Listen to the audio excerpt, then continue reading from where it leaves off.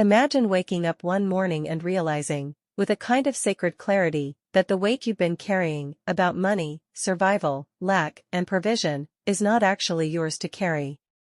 It doesn't belong to you. It never did. You were taught to carry it.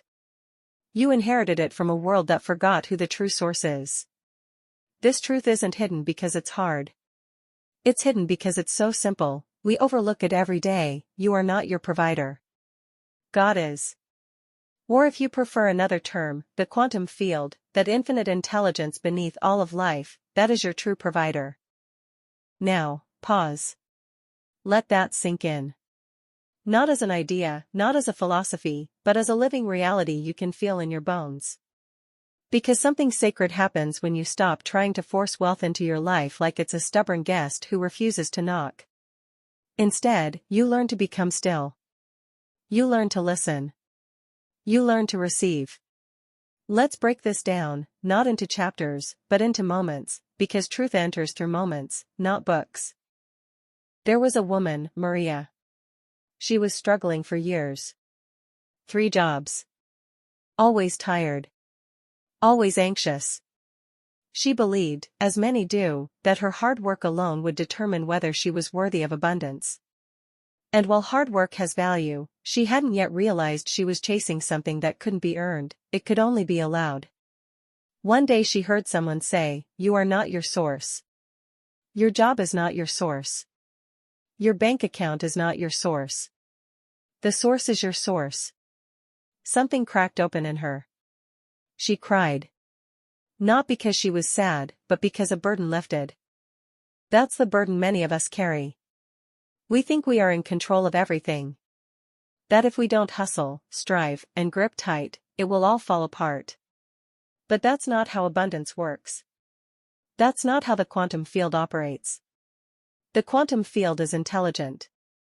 It is creative. It is constantly responding to you, not to your fears, but to your inner state of being. If you are constantly worried, it responds to that.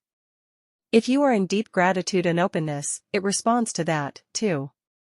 It does not judge you. It reflects you, and what you believe about abundance becomes the law of your experience. Here's the secret many spiritual teachers try to tell us. Neville Goddard said, "Assume the feeling of the wish fulfilled."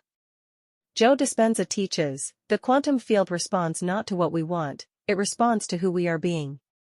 And Jesus said, "Do not worry about your life, what you will eat or drink. Your heavenly Father knows that you need them." All of them are pointing to the same truth, you are not the source. You are the receiver. Your work is not to create, but to allow. Allow what? Allow the field to flow. Allow God to give. Allow yourself to believe that it is not by your effort alone that miracles come, but by alignment with that which is already abundant. The quantum field is not poor.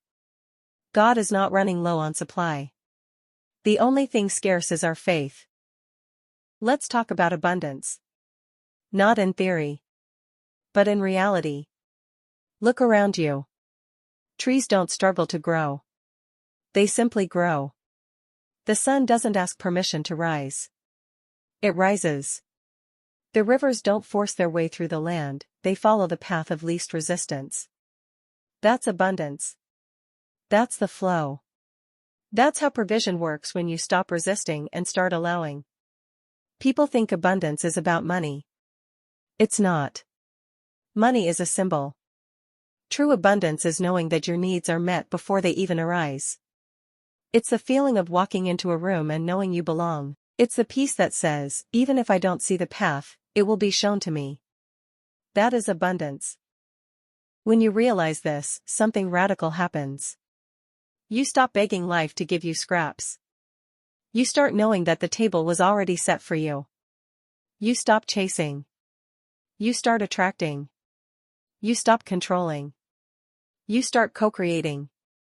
And in that shift, the miracles begin. There was a man named Jordan. He lost everything, job, home, marriage. He had no idea what to do. One night, desperate, he sat under the stars and said, "I give up." But what he meant was not despair, it was surrender. For the first time, he said, "If there is a source beyond me, I need you." And something shifted. Within weeks, people came to help. New doors opened. Ideas flowed. Not because he tried harder, but because he finally stopped trying to be his own God and let the real God move. This is the dance we've forgotten. The dance of trust. Of alignment. Of opening the heart instead of clenching the fists. That's why it is said, wealth is not your responsibility. Because responsibility implies control. And control is fear. But receptivity? That's faith. When you look at quantum physics, it tells you something amazing. Particles do not become reality until they are observed. Meaning, your attention shapes reality. Your belief collapses potential into form. That's not mysticism. That's science. What you focus on, with belief, becomes real, not because you forced it, but because the field responds to your inner signal. So if you constantly send out fear, lack, and desperation, the field gives you more things to be afraid of. But if you send out gratitude, trust, and expectation of good, the field has no choice but to respond in kind. It's a mirror. It doesn't decide what you deserve. It gives you what you are aligned with. What's beautiful is that you can choose your alignment. Every single day. Not by fixing everything, but by fixing your gaze. Do you look at the lack or do you look at the source? Do you try to control the outcome or do you trust the process? You've never been abandoned. You've only been believing a lie. A lie that says you're on your own. A lie that says you're not worthy. A lie that says it's all up to you. But it's not. You are not the creator of the field.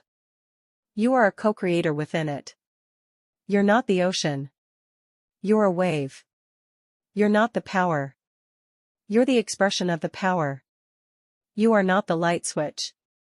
You're the lamp through which the current flows. God is not withholding from you. The quantum field is not limited. The only thing that ever withholds is our resistance.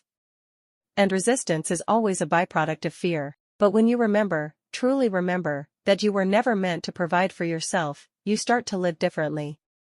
You become more joyful. More relaxed. More expectant. And the field notices. How do you practice this? Every day, speak to the source.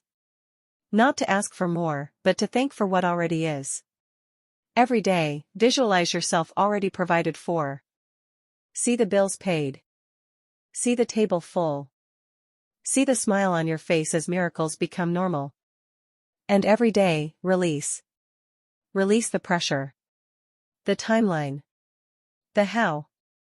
That's not your job. That's the field's job. That's God's role. You are the vessel. Stay open. Stay aligned. Stay grateful. And the river will flow through you. Not by your might. Not by your power. But by spirit. You may forget a lot in life. But let this be the one thing you always remember, you were never meant to carry the burden of provision. It is not your weight. It is God's. It is the field's.